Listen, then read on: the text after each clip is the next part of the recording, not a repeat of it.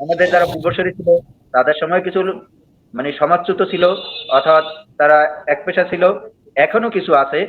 মাঝখানে যেটা হয়েছে, রাজনৈতিক একটা বিশাল প্রভাব এই যুব সমাজের উপর পড়েছিল, যার ফলে অনেক ছেলে মেয়ে নেশায় আসক্ত, তাদের অভিভাবক শূন্য, তাদের গাইড করার কেউ নেই, এখনো অনেক ক্ষেত্রে নীরব।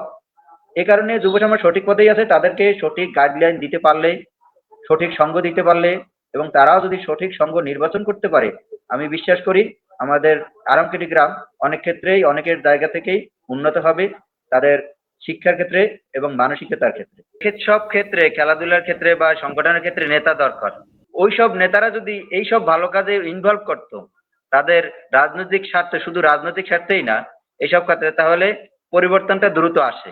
এটা আমার মত। কিন্তু নেতা যাদের আমরা মানি, তারা নেতা শুধু রাজনৈতিক নেতা হিসেবেই তাদের ব্যবহার করে, আমাদের এই এই কচিকাঁচা ছেলে মেয়েদের থেকে শুরু করে আমাদের বৃদ্ধ বাবা মা পর্যন্ত।